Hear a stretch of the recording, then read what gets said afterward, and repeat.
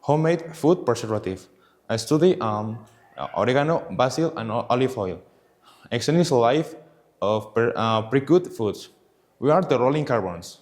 Group members, Tapia Roberto, Avila Ramses, Nieves Esteban, and Officer Montes Carlos.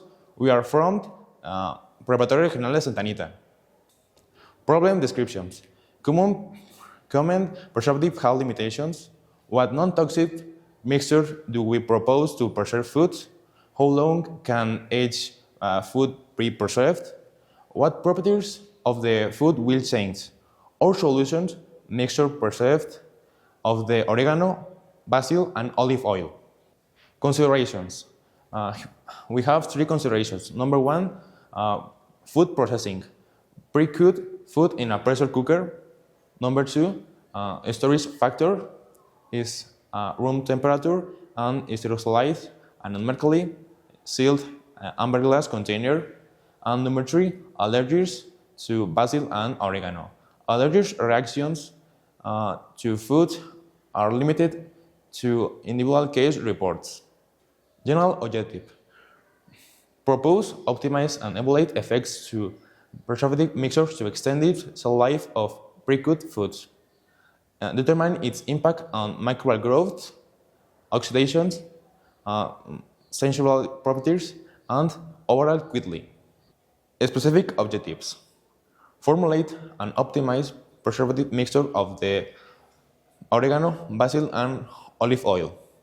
Evaluate effects on pH, oxidation, and bacterial growth, and determine maximum container time of the treated foods. Now, I will tell different causes of the spoilage food in distinct biomolecules. In first place, we have the carbohydrates, and it is for the microbial growth. It is for the fermentation of simple sugar, and this produces souring and flavors.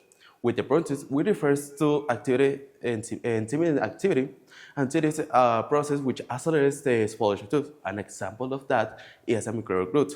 With the lipids loss quality for the oxidation and losing essential nutrients. How we can preserve the food?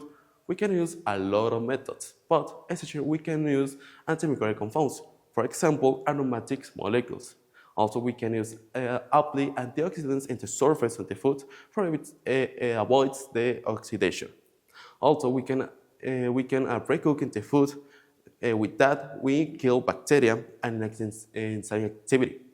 Also, we have eventually we use packages in amber glasses at room temperature. Now, our hypothesis: a homemade preservative mixture of basil, oregano, olive oil will enhance the shelf life foods rich in different biomolecules by preventing pH change, bacterial growth, and oxidation. Particularly the 1:1:1 ratio of three components will yield the most efficient to preserve the food without altering sensory attributes, odor, flavor, color, and texture. Okay, for the composition, our mixture has carbacrol, thymol, and eugenol that has antimicrobial and antioxidant properties. We also use vitamin E that has antioxidant properties. And for our formulation and optimization, we use a reticular simplex design in order to select the most effective from 7 different types of mixtures. For our experimental design, we selected 3 different types of food rich in distinct biomolecules. For carbohydrates, we use rice. For proteins, we use meat. And for lipids, we use salmon. Our first physical method is the pre-cooking. A pressure cooker with at least 1 cup of water. The time will be determined by the type of food, and the pressure will be between 15 and 5 psi. Then the experimental groups. We have 3 pure mixtures, 3 binomial mixtures, and 1 trinomial mixture. Each one has 42 samples per mixture. And for our control group, without counting the preservative mixtures, we have a total of 42 samples. And our last physical method is this to store it until it spoils on a hermetically sealed, sterilized amber glass containers on a 20 Celsius degrees temperature. The data collection from that last physical method will be 7 days daily for 7 days, and later for every 72 hours. The immediate impact on organoleptic variables. So our variables are the odor, flavor, color, and texture. Those first three are going to be measured by non-parametrical tests. The odor and flavor are expected to change on a positive way. The color is not expected to change, but the intensity is expected to have a variation. The texture is going to be measured by a texture profile analysis and is not expected to change. The odor, flavor, and color is going to be supported by a Kroskal-Wallis four-group comparison. And the texture is going to be supported by a one-way ANOVA. Effects on pH, bacterial growth, and oxidation. Our parameters are the pH, bacterial growth, oxidation, and the shelf life. The pH is going to be measured with a pH meter, and we expect to slow the acidification time.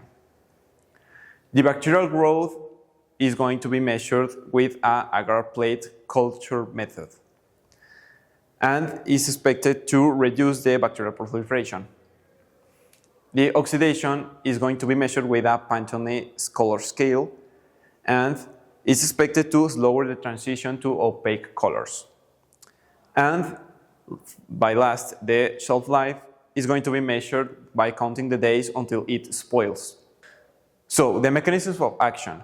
The carbachol, thymol, and eugenol have antioxidant properties by donating a hydrogen from their hydroxyl group to neutralize the free radicals. The second mechanism of action is by combining the membrane disruption, metabolic inhibition, quorum sensing interference, and oxidative stress. Carbachol effectively kills or inhibits a wide range of gram-positive and gram-negative bacteria, making it a powerful antimicrobial agent.